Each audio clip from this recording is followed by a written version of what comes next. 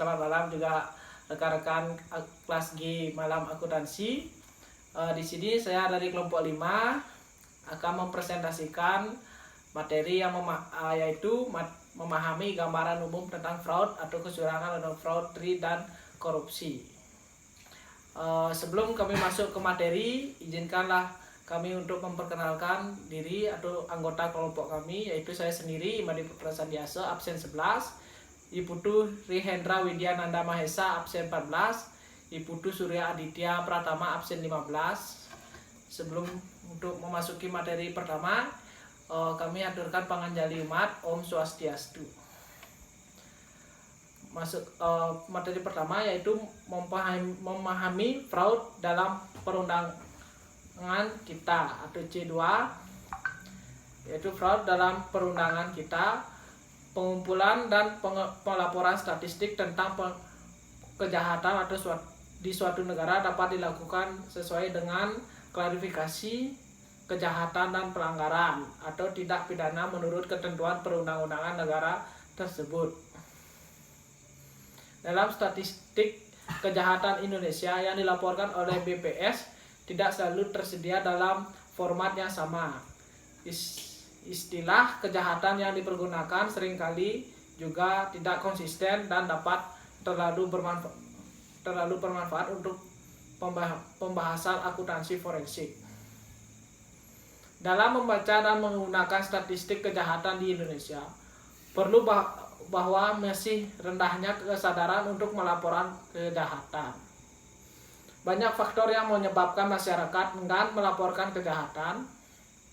Di antaranya tercermin dari ungkapan sehari-hari yang sederhana. Oleh karena itu, beberapa kajian luar negeri tentang data kejahatan di Indonesia memberi peringatan crimes might be underreported. Dari saya sekian dan saya lanjutkan untuk rekan saya yaitu Rihendra Widyananda Mahesa. Waktu saya persilahkan. Baik, di sini saya akan melanjutkan presentasi dari Putra, yaitu mengetahui dan memahami penyebaran fraud-free dan manfaatnya C2.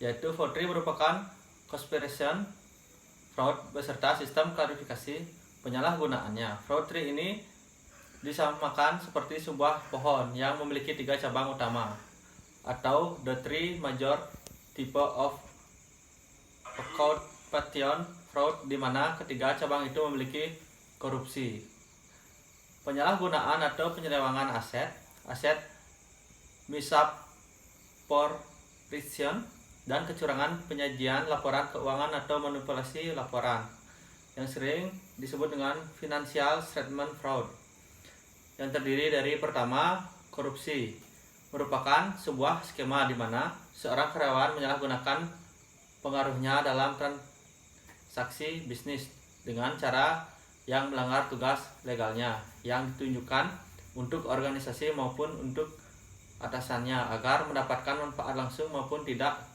langsung yang ditunjukkan melalui untuk memperkaya dirinya sendiri. Penyalahgunaan aset atau aset misappropriation. Yang kedua, penyalahgunaan aset ini di sini dibagi menjadi 2 sub, yaitu penyalahgunaan dalam bentuk uang tunai atau cash dan dalam bentuk penyelewengan atau penyalahgunaan aset lainnya dan persediaan non cash, yang terdiri dari 3, yaitu penyalahgunaan dalam bentuk uang tunai, yang kedua penyalahgunaan aset lainnya, dan persediaan non cash, yang terakhir kecurangan pada laporan keuangan. Selanjutnya, mengetahui hubungan akuntansi forensik dan jenis fraud C2, yaitu JMS 2008 menggunakan 9 item kompetensi keahlian akuntansi forensik yang digunakan dalam penelitian perbedaan persepsi dari pihak akademi akuntansi, praktisi akuntansi, dan penggunaan jasa akuntansi forensik, yaitu yang pertama, analisis dedukatif merupakan kemampuan untuk menganalisis kejanggalan yang terjadi dalam laporan keuangan, yakni kejadian yang tidak sesuai dengan kondisi yang wajar. Yang kedua, pemikiran yang kritis, kemampuan untuk membedakan antar opini dan fakta.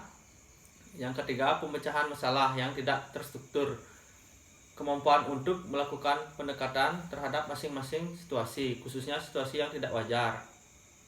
Yang keempat, fleksibilitas penyidikan merupakan kemampuan untuk melakukan audit di luar ketentuan atau prosedur yang berlaku. Yang kelima, keahlian analitik merupakan kemampuan untuk memeriksa apa yang seharusnya ada, yang seharusnya tersedia, bukan hanya yang telah ada atau yang telah tersedia.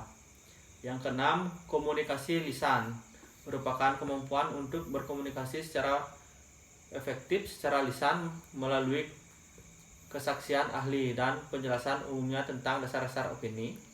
Yang ketujuh, komunikasi tertulis, kemampuan untuk berkomunikasi secara efektif dan dengan tulisan melalui laporan bagan gambar dan jadwal tentang dasar-dasar opini. Yang kedelapan, pengetahuan tentang hukum merupakan kemampuan untuk memahami proses-proses hukum dasar dan isu-isu hukum termasuk ketentuan bukti atau rule of diff. Yang kesembilan, composure merupakan kemampuan untuk menjaga sikap untuk tentang meskipun dalam situasi tertekan. Baik, sekian presentasi dari saya, akan dilanjutkan oleh Surya Aditya. Baik, saya akan menjelaskan presentasi dari teman saya, yaitu mengetahui dan mampu menjelaskan fraud triangle.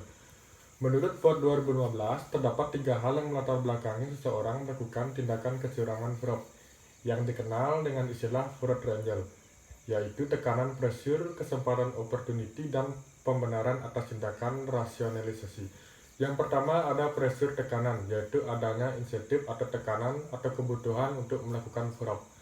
Tekanan dapat mencakup hampir semua hal termasuk gaya hidup, tuntutan ekonomi, dan lain-lain termasuk hal keuangan dan non-keuangan. Yang kedua ada opportunity, kesempatan, yaitu situasi yang membuka kesempatan untuk memungkinkan sesuatu kecurangan terjadi. Biasanya terjadi karena pengendalian internal perusahaan yang lemah, kurangnya pengawasan, dan penyalahgunaan wewenang. Opportunity merupakan elemen yang paling memungkinkan diminimalisir melalui penerapan proses, prosedur, dan upaya deteksi dini terhadap fraud. Yang ketiga ada opportunity, kesempatan, yaitu situasi yang membuka kesempatan untuk memungkinkan suatu kecurangan terjadi. Biasanya terjadi karena pengendalian internal perusahaan yang lemah, kurangnya pengawasan, dan penyalahgunaan wewenang. Opportunity merupakan elemen yang paling memungkinkan diminimalisir melalui penerapan proses, prosedur, dan upaya deteksi dini terhadap fraud. Selanjutnya ada mampu membahas artikel penelitian terkait fraud triangle. Yang pertama ada Gracie Fraud Triangle Theory. Fraud Triangle Theory adalah suatu konsep yang dikemukakan oleh Gracie mengenal faktor-faktor yang menyebabkan terjadinya kecurangan, di mana faktor-faktor tersebut dikenal dengan istilah fraud triangle.